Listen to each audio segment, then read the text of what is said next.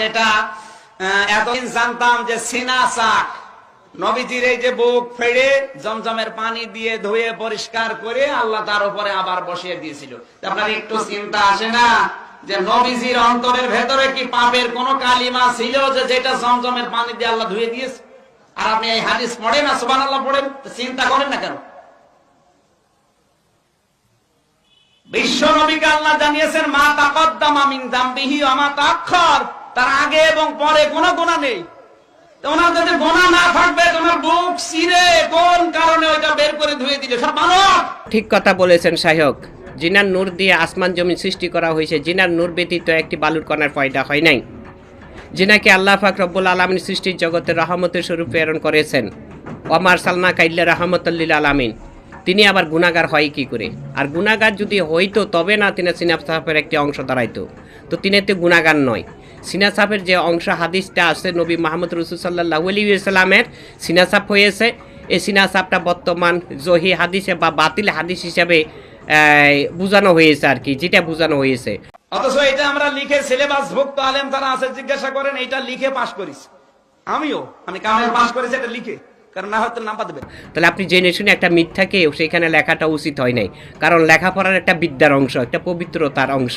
অবশ্যই সত্য জিনিসটাকে ধারণ করতে হবে। যদি না বুঝি পরীক্ষাতে মুখস্থ করছি সেটা লিখলে কোনো দোষ নেই, আর যদি যাই না বুঝে লেখায় থাকে তাহলে এটা কিন্তু দোষের একটা অংশ থাকে। তুমি জানো তুমি মানুষ শ্রেষ্ঠ, তবে তুমি ভুলটা শুধিয়ে দিতে, কিন্তু লেখা তো তোমার ঠিক হয় নাই।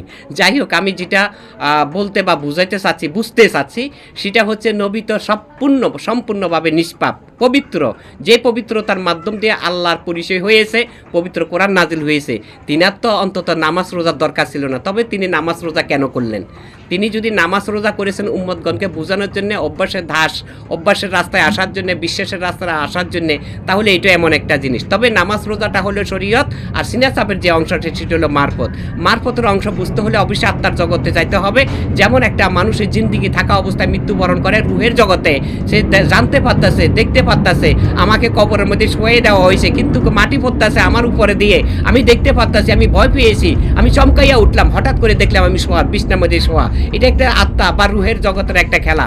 এই জগতের ওই রুহের জগতে মানুষের যখন অবস্থান করে, দুনিয়াতে কোথায় যাচ্ছে, কি বলছে, করছে, কিছুই সে বলতে পারে না, কিন্তু সেখানে যা ঘটে এখানে সেখানে বলতে পারে। তার অর্থ হচ্ছে দুনিয়ার পাওয়ার চেয়ে রুহের জগতের, আত্মার জগতের পাওয়ার হাজার হাজার গুণ বেশি। এই জন্য ধর্ম করতে হলে আত্মার জগতের জ্ঞান থাকতে হবে। যারা আধ্যাত্মিক জগতের জ্ঞান চর্চা করে তাদের কাছে হলো এই যে সিনা সাফের বিষয়টা স্পষ্ট, এবং মারফতের ধারাতে অর্থ হলো একটা মানুষ যখন সাধনার রাস্তায় চলে যায়, যে সাধনার রাস্তা একটা দাপের যে স্থান, সেটাই হচ্ছে সিনা সাফের একটা অংশ। আমি এটা মনে করি, যেহেতু আমি এই রাস্তায় চলি, সেই ক্ষেত্রে আমি এইভাবে কথা বললাম। যদি এটা বাতিল করতে হয় তবে আত্মার জগতের জ্ঞান অর্জন করতে হবে। আত্মার জগতের জ্ঞান অর্জন করা ছাড়া এটা বাতিল করা যাবে না। আল্লাহ সকলের মধ্যে শান্তি রহমত দান করুক। সকলের প্রতি সালাম। আসসালামু আলাইকুম ওয়া রাহমাতুল্লাহি ওয়া বারাকাতুহু।